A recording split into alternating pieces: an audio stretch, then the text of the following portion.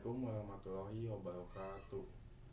Perkenalkan, nama saya Muhammad Wildan Firmansyah, NPM 202191991 dari kelas 1C Pendidikan Jasmani.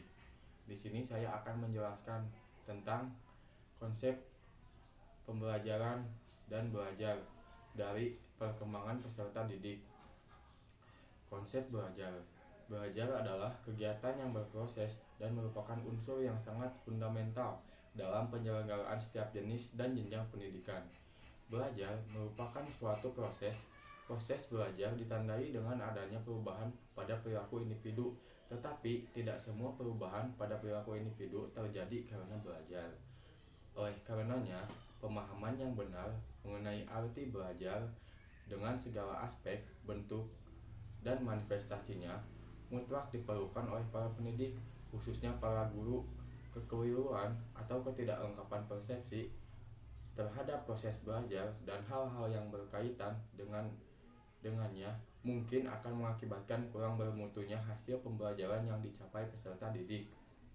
Berdasarkan pengertian-pengertian, dapat disimpulkan bahwa belajar adalah proses yang dilakukan oleh individu untuk memperoleh perubahan tingkah laku sebagai hasil dari pengalamannya dan interaksi dengan lingkungan, baik yang menyangkut aspek kognitif, afektif, maupun psikomotor demi memperoleh tujuan tertentu. Dan ini adalah macam-macam belajar. 1. Belajar bagian atau part learning. Yang kedua, belajar dengan wawasan atau learning by insight. Yang ketiga, belajar diskriminatif atau discriminative learning. Yang keempat, belajar global atau global world learning.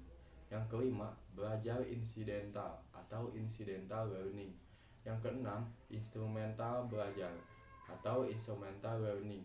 Yang ketujuh, belajar intensional atau intentional learning. Yang kedelapan, belajar laten atau latent learning. Yang kesembilan, belajar mental atau mental learning. Yang kesepuluh, belajar produktif atau productive learning. Yang kesebelas, belajar verbal atau verbal learning. Definisi belajar menurut para ahli ada 5. Yang pertama yaitu 1. Dimyati dan Mujiono. Menurut Dimyati dan Mujiono, belajar merupakan suatu proses internal yang kompleks yang terlibat dalam proses internal tersebut yang meliputi unsur afektif dalam masalah afektif berkaitan dengan sikap, nilai-nilai, interest, apresiasi, dan penyesuaian perasaan sosial. Yang kedua, Jamarah dan Zain. Menurut Jamarah dan Zain, belajar adalah proses perilaku berkat pengalaman dan latihan. Artinya, tujuan kegiatan adalah perubahan tingkah laku, baik yang menyangkut pengetahuan, keterampilan, maupun sikap, bahkan meliputi segenap aspek organisme atau pribadi. Yang ketiga, Hamalik. Menurut Hamalik, belajar adalah bukan suatu tujuan, tetapi merupakan proses untuk mencapai tujuan. Belajar adalah modifikasi atau memperteguh kelakuan melalui pengalaman. Yang keempat adalah Hamzah. Menurut Hamzah, belajar merupakan suatu proses yang sistematis yang tiap komponennya sangat menentukan keberhasilan anak didik. Yang kelima, menurut Hilgard atau Bowner.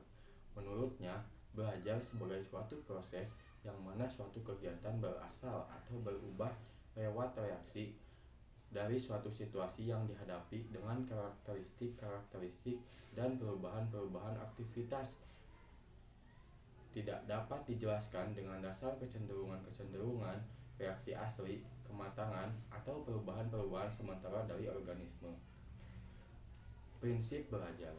Banyak teori dan prinsip-prinsip belajar yang dimukakan oleh para ahli. Yang satu dengan yang lainnya memiliki persamaan dan juga perbedaan.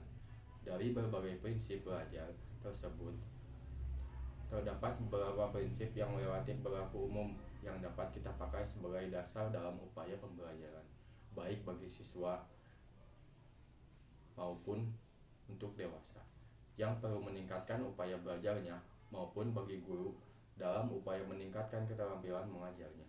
Menurut Dr. Dimyati dan Mujiono, prinsip belajar yang dapat dikembangkan yaitu 1.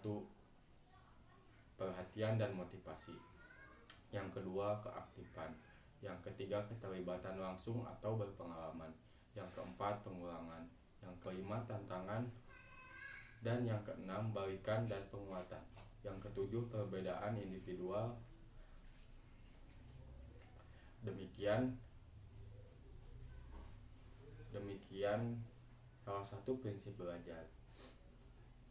Terus, yang terakhir adalah karakteristik belajar. Belajar dapat dikatakan belajar jika memiliki ciri-ciri seperti yang dikemukakan Dimyati dan Mujiono. 1.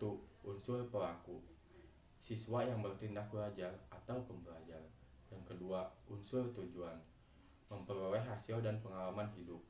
Yang ketiga, unsur proses, terjadi internal pada diri pembelajar. 4. Unsur tempat. 5. Unsur lama waktu. 6. Unsur syarat terjadi. 7. Unsur ukuran keberhasilan. 8. Unsur faedah. 9. Unsur hasil, dan beberapa aspek lainnya. Bahri menyebutkan beberapa perubahan tertentu yang dimasukkan ke dalam ciri-ciri belajar. 1. Perubahan terjadi secara sadar.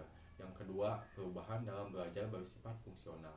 Yang ketiga, perubahan dalam belajar yang bersifat positif dan aktif. Keempat, perubahan dalam belajar bukan bersifat sementara. 5. Perubahan dalam belajar bertujuan atau terarah. Yang keenam, perubahan mencakup aspek tingkah laku. Dari beberapa penjelasan yang tadi saya sampaikan mengenai karakteristik belajar, dapat peneliti menyimpulkan bahwa karakteristik belajar pada umumnya adalah bersifat menetap pada diri individu. Demikian yang dapat saya sampaikan. Mohon maaf bila ada kesalahan. Wassalamualaikum warahmatullahi wabarakatuh.